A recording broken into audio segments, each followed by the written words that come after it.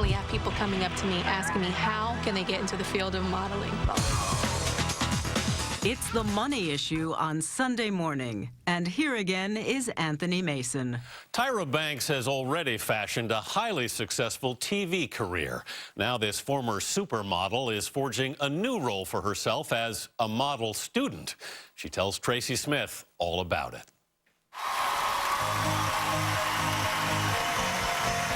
Tyra Banks knows how to work it. As if it wasn't enough to be a former Victoria's Secret lingerie model, or the head of her own successful media company, or a well-known TV star, the one-time supermodel also has, it would seem, a super brain. Since last year, Tyra Banks has been a student at the mother of all business schools, that really famous one up in Boston.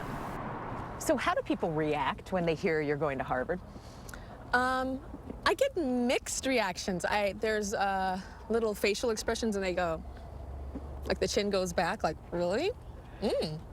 And how do you react to the, huh? Huh? I'm like, yeah, I'm going. How do I react to that? I kind of take a pause and kind of analyze what this is. And a lot of it is just shock. She's enrolled in an elite business management program designed for the busiest and most successful entrepreneurs. Is there something to it being Harvard? Most definitely. Most definitely there's something to do with it being Harvard. Harvard Business School, the #1 business school in the entire world. In order for my company to grow and be the best and to reach these women and to serve them, I needed the best. So I went to the best. That notion of being the best started early. Born in South Central Los Angeles and raised by a single mom, Tyra Banks was a good enough student to be admitted to both USC and UCLA.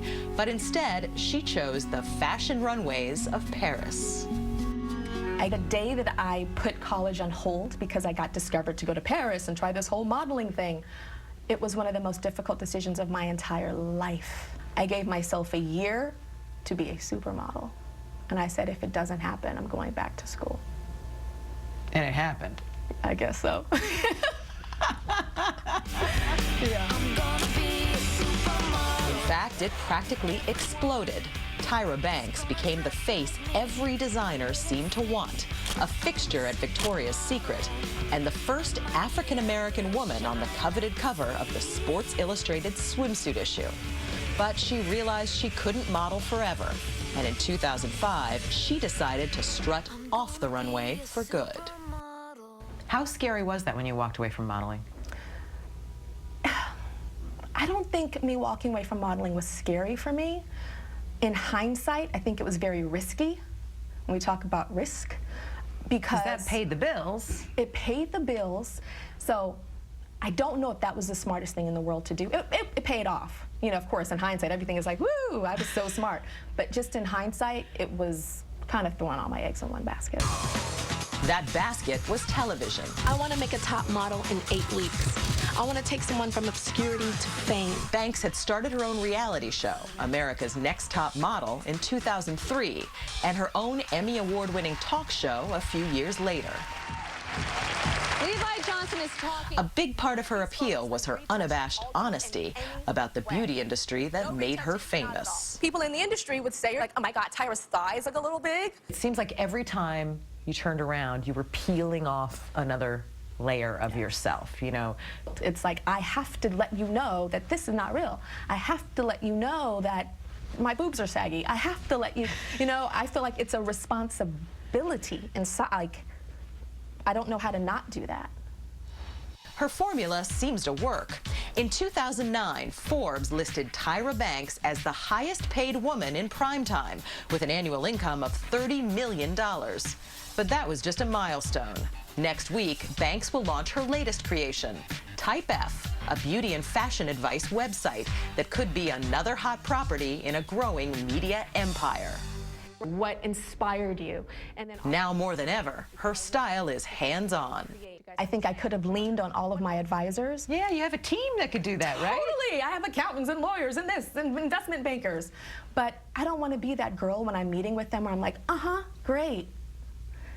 I now can say, What's the net present value on that? What's the discounted cash flows of that? And that's because of Harvard. Banks and her fellow students in Harvard's Owner-President Management course spend 3 weeks on campus a year for 3 years and pay around $31 grand a year in tuition. So it is pretty exclusive. Yeah, it's pretty exclusive. And it's expensive, too. It's quite expensive, but I feel like it is worth it. I feel like it is so, so worth it. $2,000 a day, Tyra? $1,750. Oh. She also gets things that money can't buy, like the title of Harvard Business School alum. Have you been underestimated? All the time. Like, I feel like I kind of live with the wind at my face. Still. Yeah, still.